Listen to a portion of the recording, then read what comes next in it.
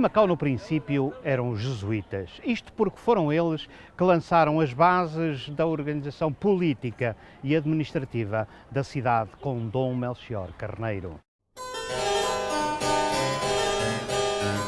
A fundação do município, o Leal Senado, como seria conhecida depois, a proteção social com a Santa Casa da Misericórdia e a saúde com a construção do primeiro hospital. O Hospital de São Rafael, que hoje alberga o Consulado-Geral de Portugal, em Macau. Mas é também a eles que se deve a Cidadela, a principal estrutura militar da cidade, a fortaleza de São Paulo do Monte. Na década de 10, 20 do século XVII, há indícios de ter construído uma grande torre. As medidas são enormes, as paredes têm cerca de 1,10 m de largura e, inclusivamente, encontramos ainda in situ a porta de entrada com uma dupla segurança. Além disso, encontramos vestígios também do lançamento da escada. Depois, à medida que a fortaleza foi aqui o local de governo, o governador instalou-se aqui, logo em 1626, com Dom Francisco Mascarenhas, e houve necessidade de ampliar as estruturas. Portanto, há aparelhos já de diferente natureza que mostram diferentes momentos de ampliação. Ao contrário do que seria de supor, não só não foram militares os construtores da obra, como a sua primeira guarnição era totalmente civil, constituída por padres jesuítas e os seus escravos. Foram esses soldados improvisados, instalados numa fortaleza inacabada, que enfrentaram com êxito a primeira grande ameaça contra Macau. O desembarque dos holandeses em 24 de junho de 1622. Para além de arquitetos, os jesuítas eram também artilheiros provados. E se não fosse assim, talvez o curso da história fosse radicalmente diferente. Nem Macau existiria, pelo menos como é hoje, nem o monumento da Vitória assinalaria a data. Estamos no Jardim da Vitória. O Jardim da Vitória lembra o dia 24 de junho de 1622, data em que os holandeses invadiram Macau, então no auge da sua prosperidade, mas foram corridos por um punhado de portugueses que conseguiram, com a ajuda de uma bala que foi disparada da inacabada Fortaleza do Monte e que veio bater aqui sobre o paiol dos inimigos, neste mesmo lugar, embora pareça que não, com os edifícios que hoje se encontram pelo meio. A verdade é que isso, considerado uma vitória milagrosa, deu-se neste mesmo dia e deste lugar. O dia era de São João Batista, que foi imediatamente considerado o padroeiro da cidade, ficou a ser o dia da cidade.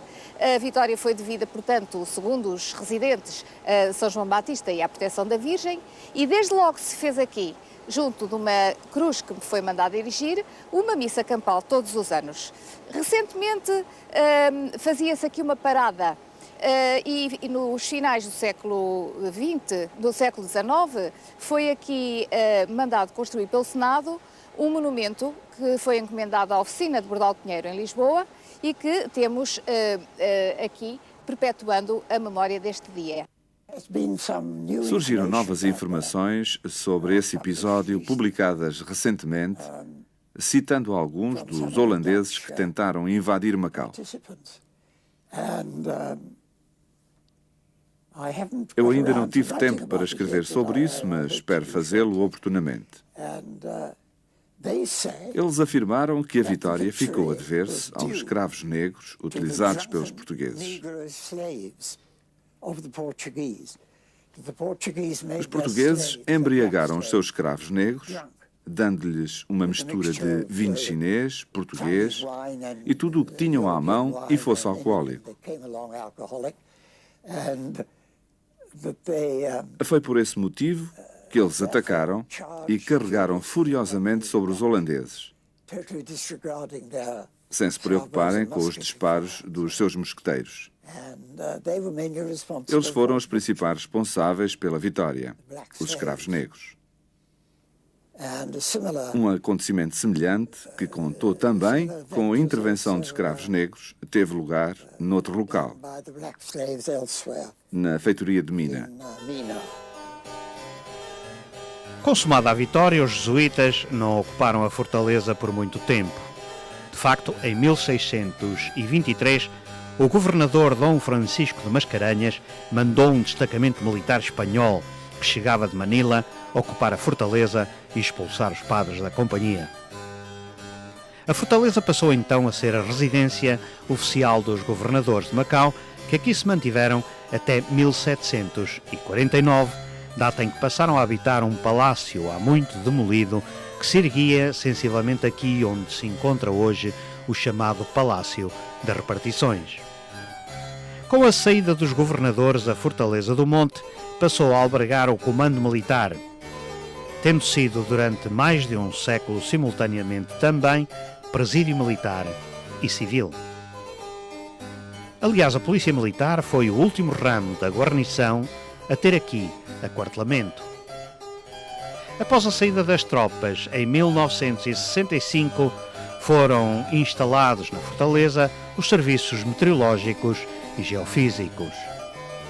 Depois de uma campanha destinada a esclarecer cabalmente a história arqueológica da fortaleza, seria finalmente aqui erguido o Museu da Cidade em 1998, um ano antes da transição de Macau para a soberania chinesa. E é esta a história da fortaleza mais sui generis do Império Marítimo Português de 500. Uma fortaleza que foi construída por padres, foi guarnecida não por militares, mas sim por escravos, e acabou por ser tomada à força pelos militares espanhóis vindos de Manila do governador, que não tinha sítio para residir em Macau.